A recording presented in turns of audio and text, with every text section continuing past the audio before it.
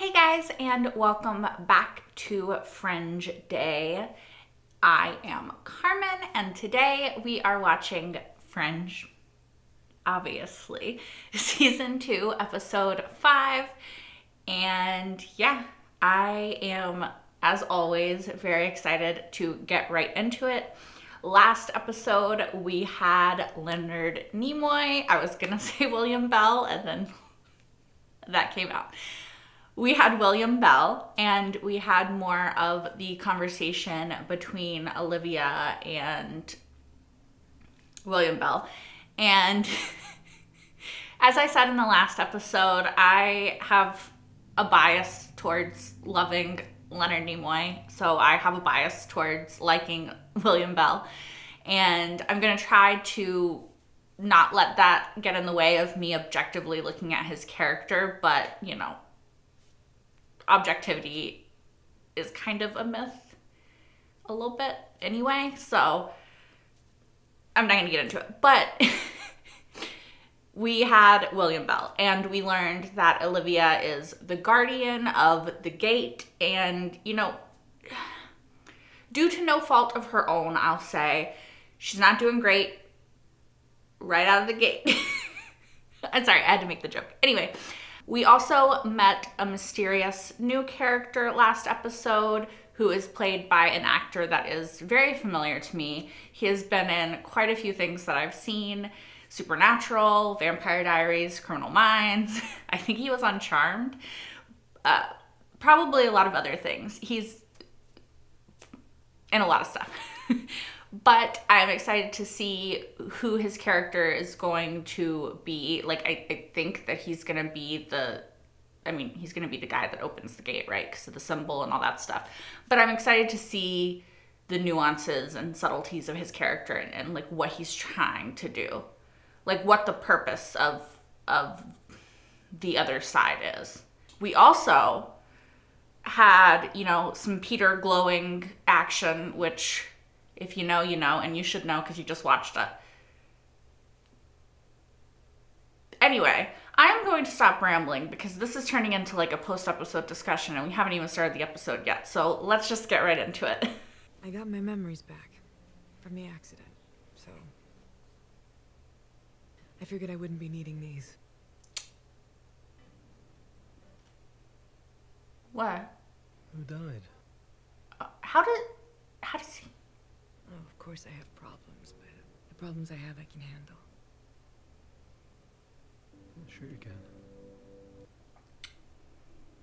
This is like therapy. I approve. You know, if you ask me, what you need right now, Agent Dunham, is something to help you with everything you've been going through. Something to help you make sense of it all. Okay. Like bowling. Well, what do you know? She makes a joke. I got another project for you. what? Whether you admit it or not, your life is something of a nightmare. Fair point. I hope you don't have anything against the color red. What does he want her to do? That involves red. Also, I'm still on the fence about whether or not we trust him.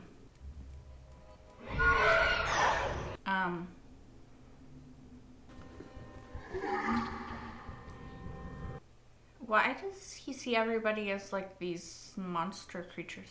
Leader, you know how much trouble you caused me? What's he gonna do? I am going to destroy you. What the hell? Damn, dude.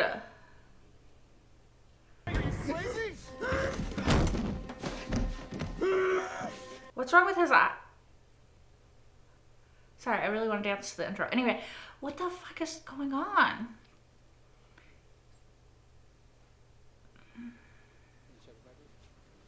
Their new place? You can bring that in here, please. Hang on. That's a dining room, not a bedroom. You know that you have a bedroom, right? Upstairs. Oh. Don't worry, son. I promise to wear my shorts to bed so that if you bring any young ladies home, there won't be any embarrassing moment. Yeah, that would be the embarrassing moment. Oh God, I love Walter. Pack a bag, Walter. Going to We're going to Washington. Seattle. Damn it. I was so close. There you go. Do you have a card? In case we need a ride while we're in town. Does he want her to be a cabbie? Is that a hint? Because that guy's wearing a red shirt. I'm confused. Peter, I don't want to go in there. Oh, I'd rather stay out here. because of he's tied down. And there's nothing else that you remember from yesterday. Nothing unusual. You're gonna think I'm crazy. Just tell us. It was like the office was infiltrated by these creatures. Okay, yeah. And Carl, he was their leader. Almost like I'm dreaming. Like it was... Well, dude, calm down. Calm down, it's okay. You're just in your bed. Can't go in the room, Mrs. Leader. What's happening to him? Greg! Mrs. Leader. Oh, no. Oh my God, no, Greg! No, no! Okay, 1, horrifying. His poor wife. 2, did he just age overnight? I'm sorry, that wasn't articulate, but you know what I'm saying. I need to go home. I don't like it here. Walter. This city has a smell. Walter. It's wet. It reminds me of St. Clair's. Yeah. Peter, I want to go home. God, he's... Okay. We'll find someone to take you home. He breaks my heart. Do you have a business card so that I can send you a copy of the results? Of course. He's wearing a red tie. So that has something to do with... Did your husband have any sleep issues? He used to sleepwalk, Okay. and he was cured. He did a study. He hadn't had an episode in 6 months. He did a... We'll need the names of those doctors. Yeah. And did he by any chance keep a sleep journal? Yeah. Would you like to see? Yes. Yes. Nine stitches. Surgical. Whatever the study was. Asterix. My small bone saw, please. Asterix. Astrid. Yeah? You can assist us in removing his scalp. Oh, that poor guy. He's like, I did not sign up for this. They're wearing similar, like, pajamas, can I just say. Also, blacks and grays. The last couple months, he's been averaging between 8 and 10 hours of sleep every night. Then how can he die of exhaustion? Yeah. It gets weirder. He was also using it as a dream diary. Guess what his nightmares were? Demons. At least once a week. Then, a couple months ago, all of a sudden, they stopped. When I was a kid, I used to get these terrible nightmares, almost every night. What were your nightmares about? It is one of the rare occasions in my childhood that Walter was helpful. He taught me to condition myself. Every night before I went to sleep, I had to say a mantra in my head. Please don't dream tonight. Okay. Did that work? Well, you can't stop yourself from dreaming, but it did make it so that I didn't remember. From the age of 8 to almost 19, don't remember a single dream. Huh. That's interesting aging, but okay. I'm curious if Peter's dreams, nightmares, were about his previous life. You know? Look at that. I don't know what that is. It looks nasty and dark, but I'm not sure what it is. Oh. That was in his brain? Oh, I'm out. Yeah. Me as that guy. Little computer chip embedded in his midbrain. The part of the brain that regulates sleep. Huh. Yeah. I wonder if she was also part of the sleep study. There is a researcher in Seattle who's worked on several prototypes like it. The man's a genius. We've been tracking him for years. Well, he's doing something to his patients. We found a biochip embedded in Mr. Leader's brain. Do you know what? Yes, of course, they both had them. They were part of a study. Okay. It's a large-scale clinical trial. There are 60 in the control group and 82 with the biochips. We're gonna need their Yeah. names. All of them. Your office has been ransacked, bro. What's going on there? Wait here. I don't know why I'm like, okay, yeah, I'll wait here. He's not talking to me. He did not wait there. He did not wait there at all. It's all gone. Could somebody use that to control people and make them see what they wanted to see? Dr. Nack. My research assistant. He's sus to me. It wouldn't make them hurt anyone, and it certainly wouldn't kill. But could it be hacked to do those things? He's got a little red thing. Dr. Nayak, do you have a business card? Just for our records. You can't think of any reason why someone would want to steal his research. I can. Okay. The biochip plugs directly into the thalamus, which not only regulates sleep, it also works as a relay tower to the cerebral cortex, which also controls motor function. You could get somebody to do something that you would wanted them to do. If I faxed you a schematic of the device's internal architecture, could you test the chip you have? Did he pay for that? If I had a live subject... No. Walter? No. No student volunteers. Good news. Your bags are back. No. No volunteers. No. No. No. He's gonna use the FBI agent. No student. He's gonna use that for FBI agent. He's not a student. Nayak could only list 26 patients. 26 out of like 80? They don't have backup files? You know, my first week on the job, I was on a sting operation.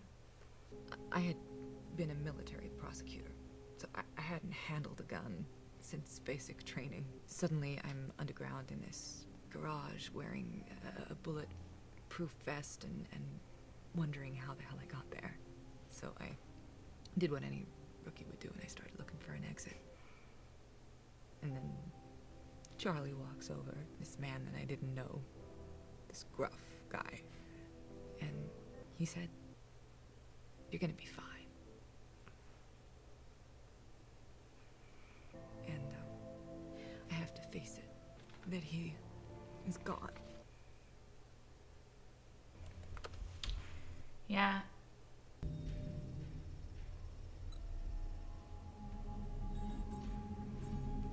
It's that guy, the research assistant or whatever. Who's that behind him? Raspberry? Walter. Yeah, supposed to be doing that, Walter. Take a pen. Circle one letter in every name, both first and last. Finished? Take all the letters you've circled and write them down on a piece of paper. Okay, why? Now jumble. Find the phrase. What am I looking for? Whatever it is you need to hear. You'll figure it out. Okay. Zach Miller. My lab assistant. Skipped work today. He hasn't been answering his phone. Yeah. Zach Miller, FBI. He's definitely involved.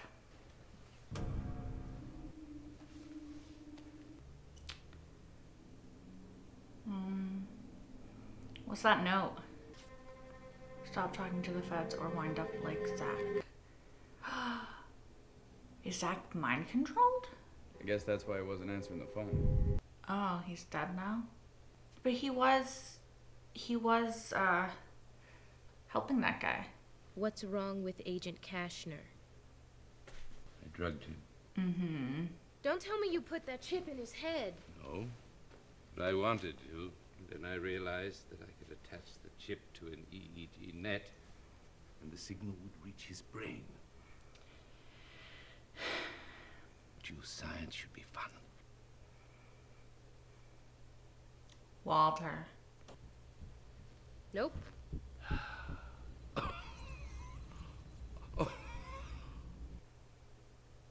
Walter, what is it?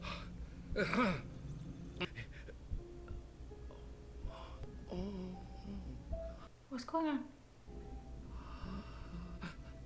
That's not the drugs at all. Is his brain? I think I have an idea what it is.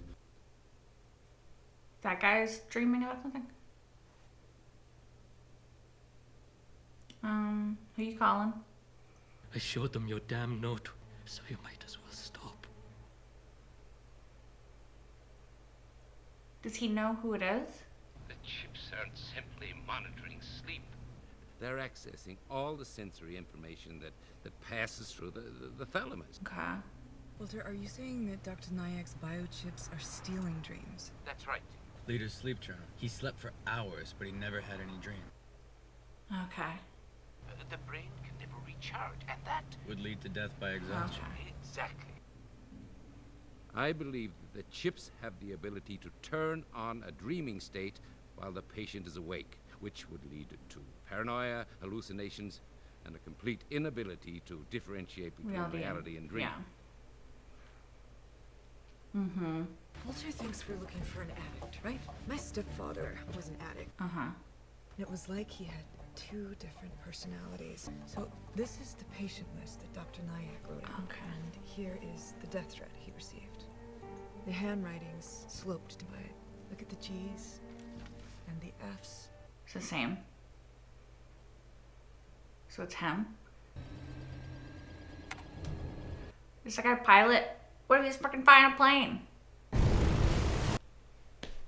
He literally is.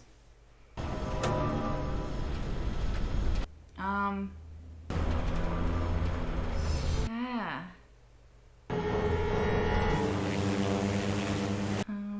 You might want to hurry, Olivia, and Jack, what are you doing? it's a building. Turn it. Turn it. Or it's a boat. Jack, what are you doing? Turn it. You're the co-pilot, right? Don't you have the ability to do that? I don't know. Unplug it. Turn it off. He's plugged in. Let me try to shut down the program. Hurry. Remember A22 to ATC. I've got a problem. We're gonna have to try to disable the server. Can you not just unplug everything? Shoot it. I don't know. Make it turn off. 700. Okay, stand Yeah. back.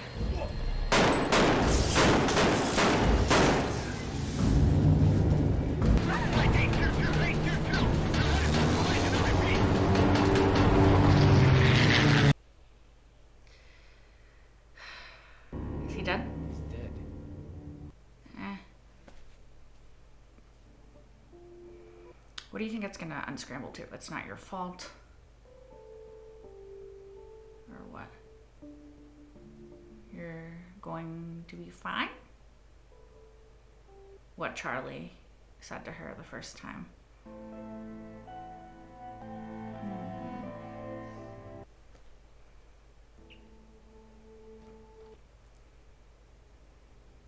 Is this kid Peter? Dad, what's wrong? He's starting to remember. That's when he was taken, right? You were talking in your sleep. I think I was having a bad dream. I was a kid in my room. You were there. And the rest? You don't remember it?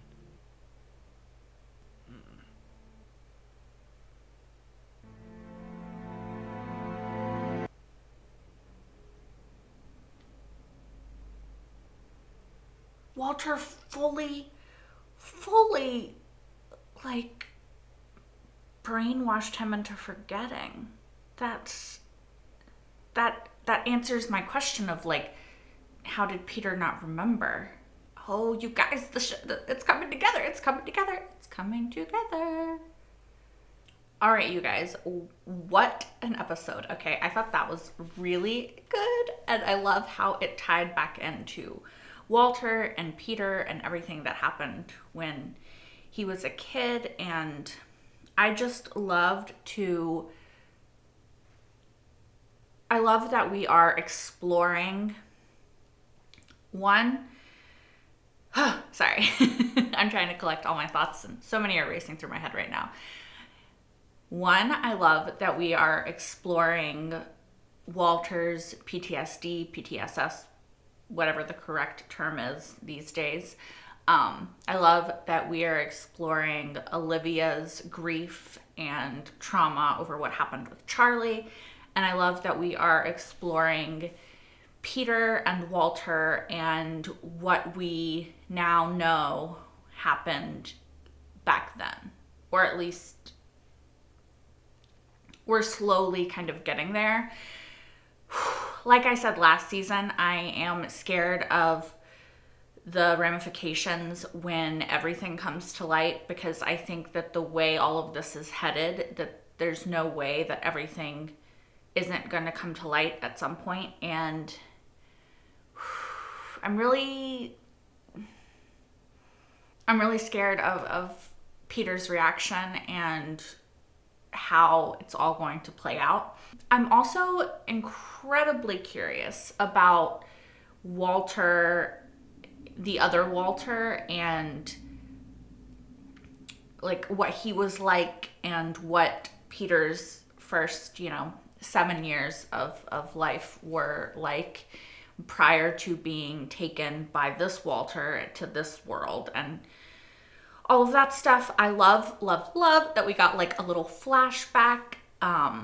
I suspected when Peter was talking about, hold on, let me find the note. He had nightmares, such bad nightmares, and then Walter, kind of taught him how to not remember his dreams, to not have dreams, right, that were bad, and that from 8 to 19 he didn't have any dreams at all. And then he, I guess, started having dreams again, but probably his brain learned to filter those dreams out, and now his brain has been like triggered, I don't know what the right word is, but it's been like reminded of those dreams, and so it's like bringing them back up to the surface. So I find that really interesting, and I'm curious. It's clear that Walter was worried that this could happen, and that he heard Peter talking in his dream, right? And he looked very unsettled when Peter woke up and he was talking to him about his dream. Like, do you remember it? We know why, obviously. Peter doesn't. But I'm just really interested to delve more into it, and also terrified to delve more into it, because you guys know I freaking love Walter. I freaking love Peter. And their dynamic and their relationship is central to this show, and is so, like, it's central. It's so important to me. And it's so central to who the characters are as well. And the fact that they are reconnecting and reforming that bond that they had lost is very important to me.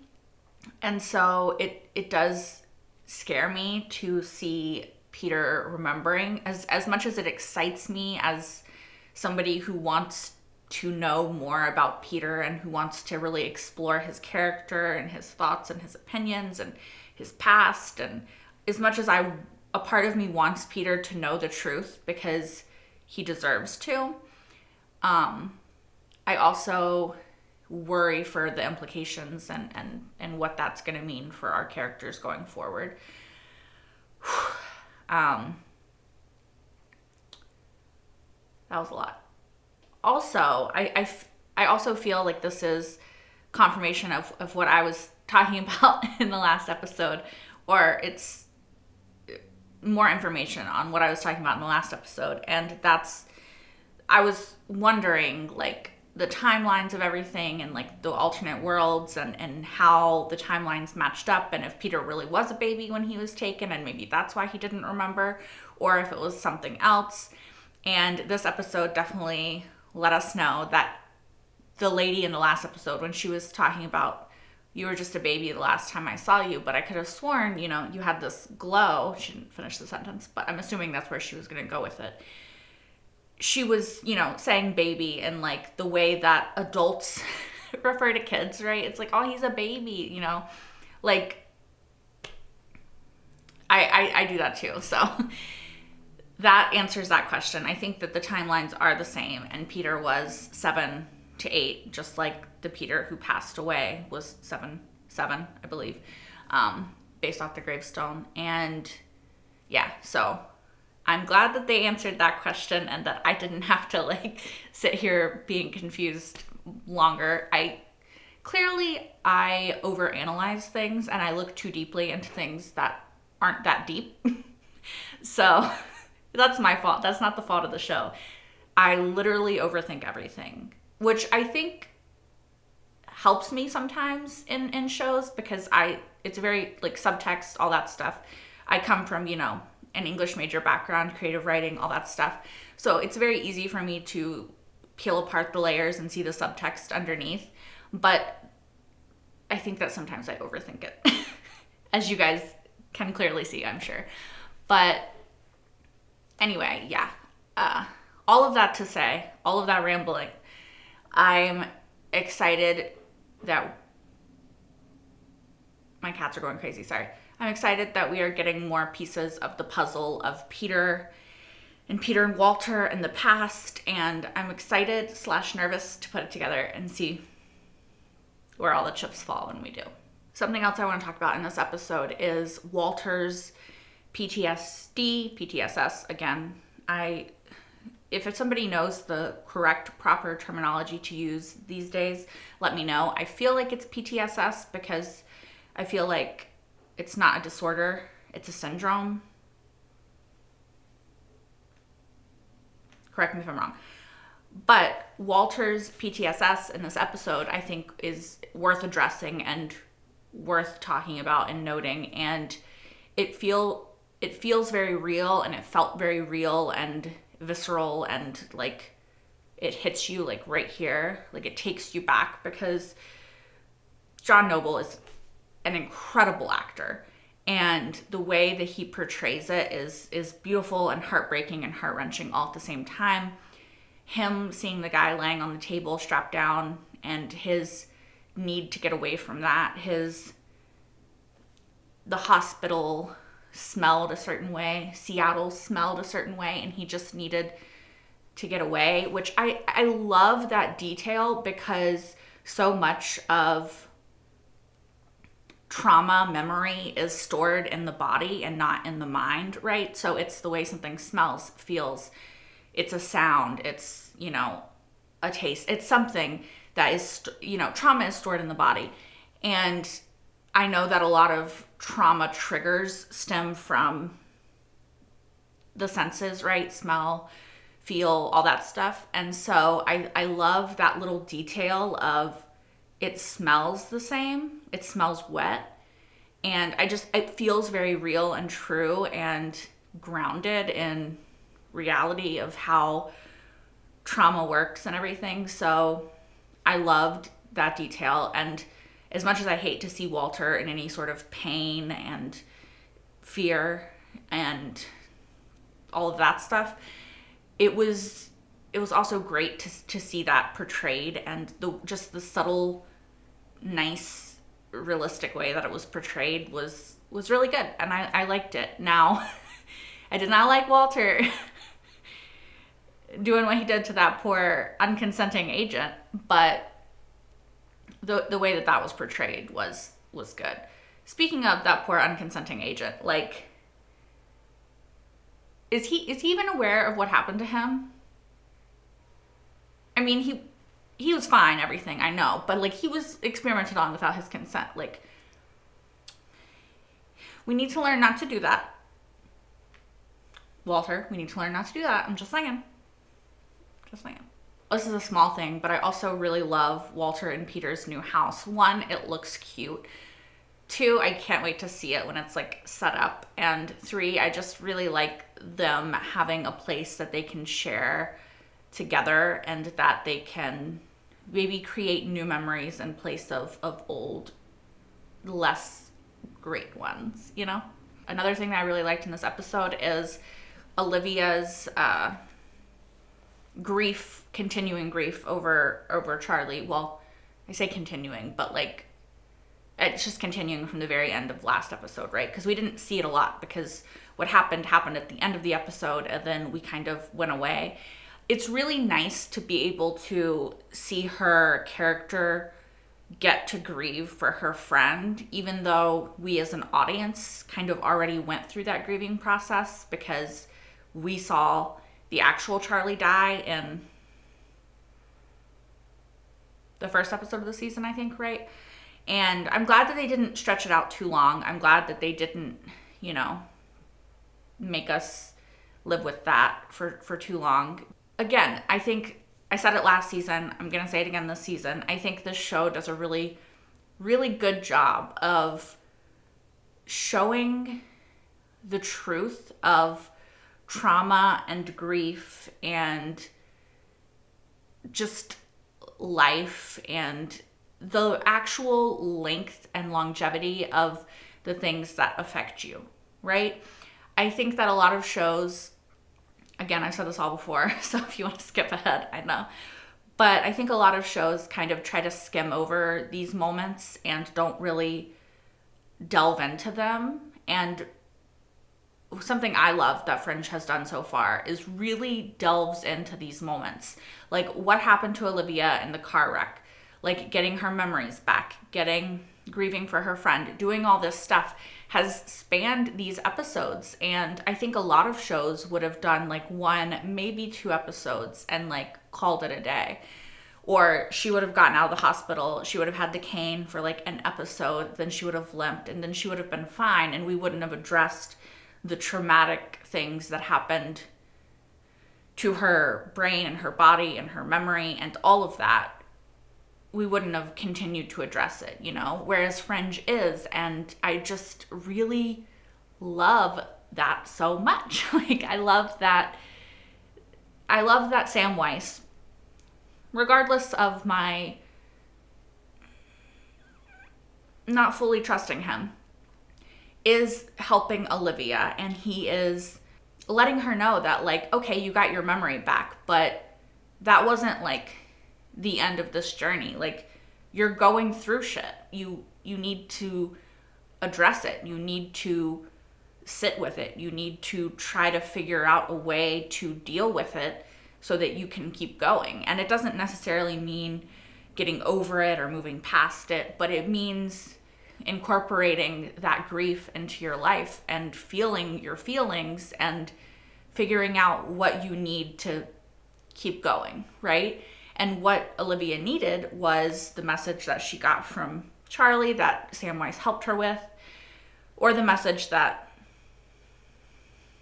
you know what I'm saying. Anyway, which was, you're gonna be fine, which is the same thing that Charlie said to her on her first sting operation that she told Peter. And I really loved it, and I continue to love it. And I think it is an aspect of the show that really, really makes these characters shine, because we get to know the characters in a way that a lot of shows don't let you get to know characters, and that is in their grief, in their trauma, in their PTSS, in their, you know, what Peter's going through, which is discovering who he is and his past and everything. Or I think that's going to be the journey he's starting to go on, right? And we get to see these characters really find themselves and figure out who they are in these harsh moments. And I think that there's something so special and so beautiful about that. And I just cannot emphasize enough how much I love it, you know? It does need to be said, though. I still just don't know if I trust Sam Weiss, you know? And I want to, and I want to trust that he is just helping Olivia for the sake of helping Olivia. I mean, Nina Sharp gave him to us. I want to trust my girl Nina Sharp. There's a part of me that, again, and I could be overthinking this because it's literally my specialty, but just because I know what we're up against, or I know the scale and the deception that we're up against, I don't know exactly, but like, so far he has only helped her. So I genuinely have very little reason to not trust him. But like, a part of me doesn't. And that again, I could just be way wrong, but I have to say it. I also think the premise of this episode is very interesting. I know that I don't talk about like the actual episodes themselves as much anymore, more as the characters and what they're going through. But the premise of this episode of this guy is using other people's dreams to get high, and these people are becoming exhausted because they're not actually getting like REM cycle sleep, so they're not actually sleeping, and so that's leading to their death. I just think it's really interesting. The idea of dreams in general, fascinating. The idea of studying dreams, fascinating. Like the subconscious, the brain, the way that it works, it's all very interesting. And I don't have a lot to contribute because I am by no means at all an expert in the way that the human brain works. Like it would take somebody much, much smarter than me, much more educated to decipher, all of that stuff. But I do think it's really interesting to think about the human brain because it's so adaptable. It's so interesting the way that it protects you from things that have happened to you, the way that it forgets in order to help you continue to live, the way that it remembers what it needs to, the way that it like does and doesn't take in information and get rid of information that it doesn't need. Like I think the human brain is fascinating. And so this episode as like an idea, I just really love, and the way that it allows us to delve into the characters that we love, I also love. But yeah, I don't know if that made any sense,